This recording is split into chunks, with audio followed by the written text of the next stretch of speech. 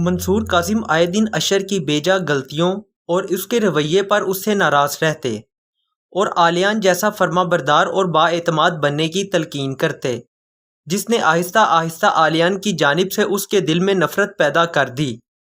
چھوٹی عمر میں اشر کے دل میں پنپتی یہ نفرت کبھی کسی نے محسوس نہیں کی۔ آلیان ہر لحاظ سے اس سے بہتر تھا، پڑھائی لکھائی اور دیگر سرگرمیوں میں بھی اس سے آگے۔ بس یہی وجہ تھی کہ وہ اپنے بھائی کے لیے حسد اور بغض جیسے جذبات رکھنے لگا۔ اس نے ہمیشہ مجھ سے ہر چیز چھینی ہے حرم، وہ ہمیشہ مجھ سے جیتا ہے، مگر دیکھو آج میں نے اسے کس طرح ہرا دیا، اور اس کا سارا کریڈٹ جاتا ہے تمہیں حرم۔ تم نے ڈرائنگ روم میں خود سے آ کر میرا کام آسان کر دیا، ورنہ مجھے بلا وجہ محنت کرنی پڑتی۔ میں نے پہلے ہی کپ میں نیند کی دوائی ملا دی تھی۔ میں تمہارے پاس کسی بہانے آنے ہی والا تھا کہ قسمت تمہیں مجھ تک خود ہی لے کر آئی۔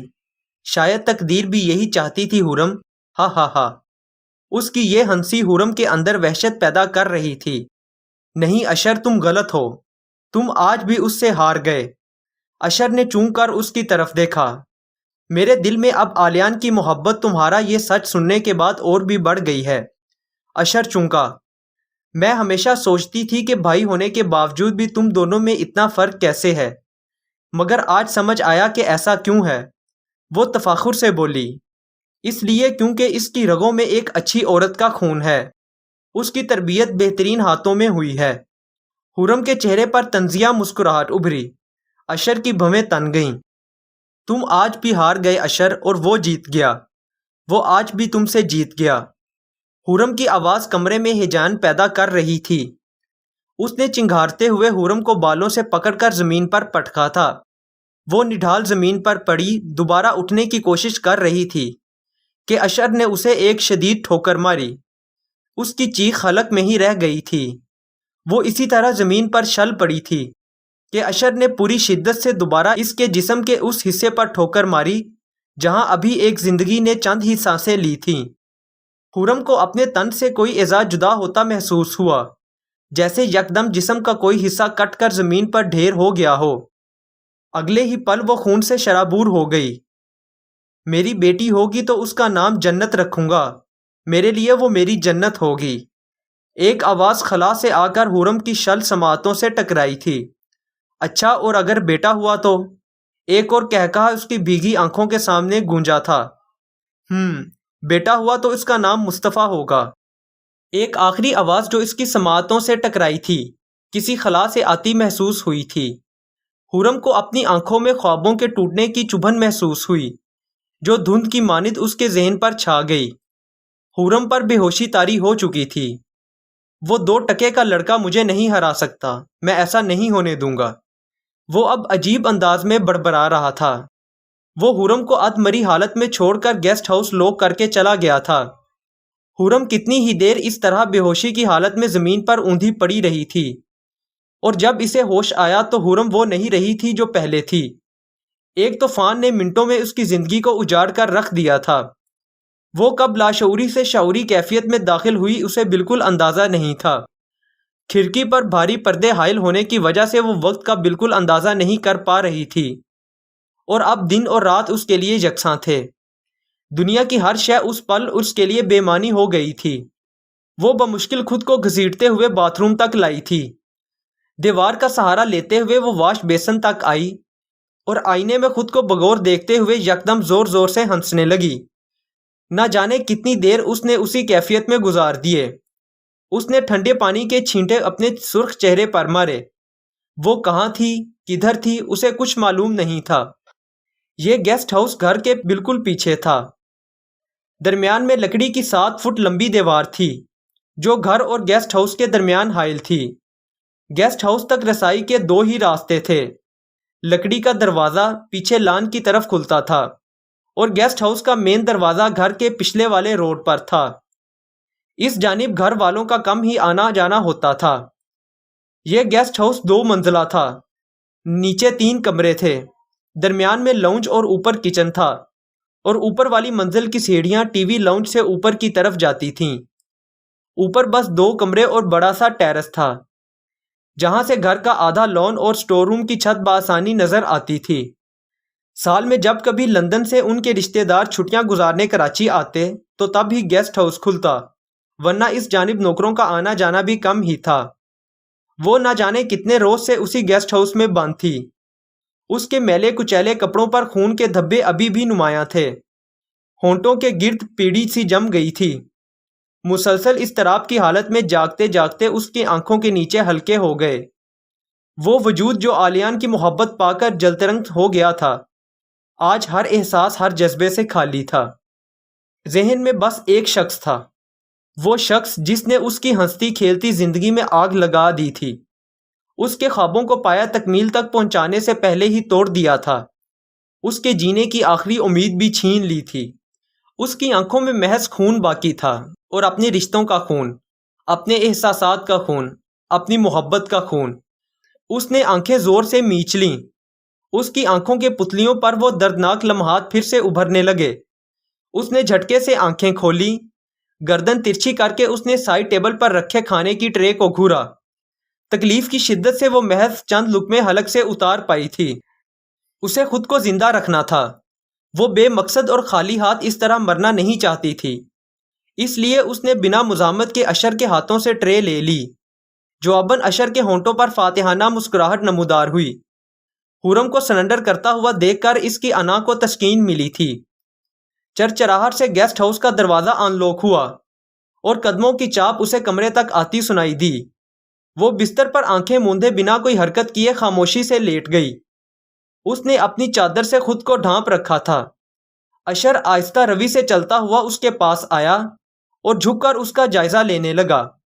خرم نے برق رفتاری سے چادر کے اندر رکھا ہاتھ، جس میں اس نے چھری کو مضبوطی میں پکڑا ہوا تھا، نکالا اور اشر کی پشت پر گھونپ دیا۔ یہ وار اتنا غیر متوقع تھا کہ اشر لڑکھڑا کر وہیں زمین پر گر گیا۔ اس کے حلق سے ایک زبردست چیخ خارج ہوئی۔ خرم نے اسے مزاحمت کا موقع نہ دیتے ہوئے سائیڈ لیمپ اٹھا کر اس کے سر پر دے مارا۔ دیکھتے ہی دیکھتے اشر کی سفید شرٹ سرخ رنگ میں تبدیل ہونے لگی۔ ہوا سرد ہونے کے باوجود بھی سرد نہیں لگ رہی تھی۔ وہ پینٹ کی جیبوں میں دونوں ہاتھ ڈالے باہر لان میں چہل قدمی کرتے ہوئے پیچھے کی طرف نکل آیا۔ اتنے دنوں میں اس نے اپنی خود کی آواز تک نہیں سنی تھی۔ ایک پچھتاوا تھا، ایک ملال تھا جو اسے اندر ہی اندر کھائے جا رہا تھا۔ بہت سے سوالوں کے جوابات ابھی تک پوشیدہ تھے۔ قتل کرنے والے کی بھی آخری بار صفائی مانگی جاتی ہے، اور میں نے کیا کیا؟ وہ خود سے مستفسر تھا۔ اس نے خود ہی طیش میں آ کر اپنی تمام کشتیوں کو آگ لگا دی تھی۔ وہ ایسا کبھی بھی نہیں تھا۔ اسے اپنی حماقت پر بے حد افسوس ہوا۔ وہ بے خیالی میں ہرے سبزے پر چلتے چلتے اس لکڑی کی دیوار تک آ رکا۔ اتنے دن وہ خاموش رہا، گویا کسی سے کچھ کہنے یا سننے کی اب کوئی گنجائش باقی نہیں تھی۔ اشر کا یہ لاپرواہی سے بھرا رویہ اسے بہت کچھ سمجھا گیا۔ وہ دم بخود اس لکڑی کی دیوار کی جانب رخ کیے کافی دیر کھڑا رہا۔ اس کا دل آج حد سے زیادہ بے چین تھا۔ ہوا اب اس کے بالوں کو اڑا رہی تھی۔ اس نے نظر اٹھا کر اپنے ارد گرد دیکھا، اور دور دور تک محض سناٹا تھا۔ ہواؤں کا شور بتدریج بڑھ رہا تھا۔ تیز ہواؤں کے زور سے اونچے درختوں کی شاخیں ہچکولے کھا رہی تھیں۔ وہ واپس لان کی جانب مڑنے لگا تھا کہ اسے گیسٹ ہاؤس کی کھڑکی پر کسی شخص کا سایہ دکھائی دیا۔ وہ کرنٹ کھا کر دوبارہ پلٹا اور لکڑی کا دروازہ دھکیلتا ہوا اس حصے میں داخل ہو گیا۔ گیسٹ ہاؤس کا دروازہ کھلا ہوا تھا۔ اس کے ماتھے پر بل پڑے۔ اس وقت یہاں کون ہو سکتا ہے؟ وہ شانے اچکاتا ہوا اندر داخل ہوا۔ وہ بالکل بھی ایسے رد عمل کی توقع نہیں کر رہا تھا۔ وہ بمشکل اپنے آپ کو سنبھالتے ہوئے خرم کو سرحد سے ایک طرف دھکیلتا ہوا کمرے سے باہر ٹی وی لاؤنج میں آیا۔ اس نے خرم کا یہ روپ پہلی بار دیکھا تھا۔ وہ جھنجھلاتا ہوا اوپر والی منزل پر بھاگا۔ سیڑھیوں پر اس کے قدم لڑکھڑائے، مگر وہ برق رفتاری سے سیڑھیاں پھلانگتا گیا۔ اوپر والی منزل کے سارے کمرے لاک تھے۔ وہ بوکھلاہٹ میں بھاگتا ہوا ٹیرس کا شیشہ دھکیلتا ہوا اندر داخل ہوا۔ اس سے پہلے کہ وہ حلق پھاڑ کر چیختا، خرم نے لوہے کی ایک مضبوط راڈ سے اس کے سر پر ضرب لگائی۔ اشر کی دنیا لمحوں میں گھوم گئی۔ وہ وہیں زمین پر پہلے گھٹنے اور پھر منہ کے بل گرا تھا۔ اس کی درد بھری چیخیں خرم کی سماعتوں کو بے حد تسکین دے رہی تھیں۔ خرم، مجھے معاف کر دو، پلیز ایسا مت کرو۔ وہ اپنے وجود پر زخموں کی تاب نہ لاتے ہوئے جیسے ہتھیار ڈالتے ہوئے خرم کے آگے ہاتھ جوڑ رہا تھا۔ میں جلن اور حسد میں اندھا ہو گیا تھا۔ خرم نے اس کی التجاؤں کو بالائے طاق رکھتے ہوئے ایک زوردار ضرب اس کے گھٹنوں پر لگائی اور پھر ایک کے بعد ایک ضربوں کی بوچھاڑ کر دی۔ خرم اتنی سنگ دل بھی ہو سکتی ہے، اس نے کبھی وہم و گمان میں بھی نہیں سوچا تھا۔ خرم، اس کا سانس لمحے بھر کے لیے ساکت ہوا، قدم 2 پل کے لیے منجمد ہوئے۔ اس نے پلٹ کر اپنی سماعتوں سے ٹکراتی اس آواز کے تعاقب میں تڑپ کر دیکھا۔ آلیان کو سامنے پا کر ایک لمحے کے لیے اس کا وجود موم کی طرح پگھلا۔ آلیان کی آنکھوں میں تلاتم سا اٹھتا محسوس ہوا، مگر اگلے ہی پل اس پر بیتے وہ تمام لمحے جہاں اس نے صدیوں کی تکلیف اور تنہائی سہی تھی، وہ لمحے گھوم گئے۔ اس نے ایک اور ضرب اشر کے ٹخنوں پر لگائی۔ ایک اذیت ناک چیخ اس کے حلق سے نکلی۔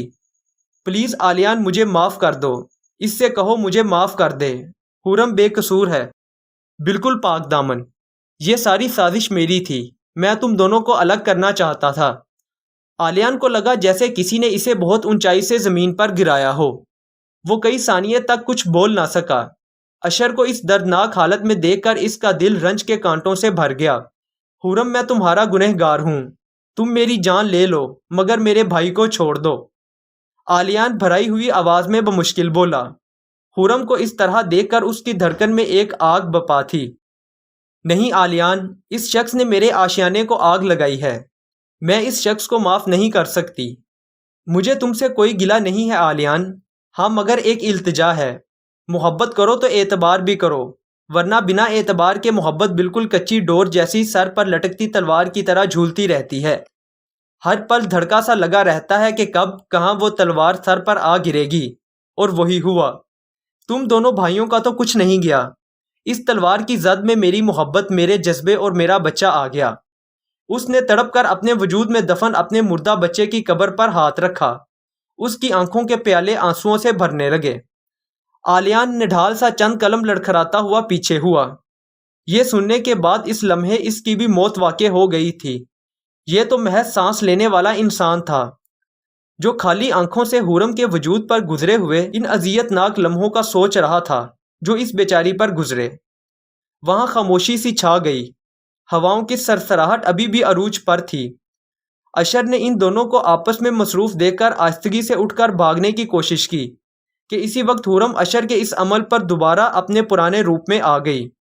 اس شخص نے اس کی زندگی تباہ کی تھی، وہ اس کی زندگی میں آگ لگا دینا چاہتی تھی۔ ایک ہی پل میں اس نے آلیان کی موجودگی کو فراموش کر دیا۔ اس نے راڈ دوبارہ ہوا میں گھمایا، مگر اشر نے اپنی مذاہبت میں خرم کو پیچھے کی جانب زور سے دھکا دیا۔ دھکا اتنا شدید تھا کہ خرم کا توازن بگڑا۔ اس سے پہلے کہ آلیان آگے بڑھ کر خرم کو تھامتا، اس کا وجود تیز ہواؤں کی زد میں جھول گیا۔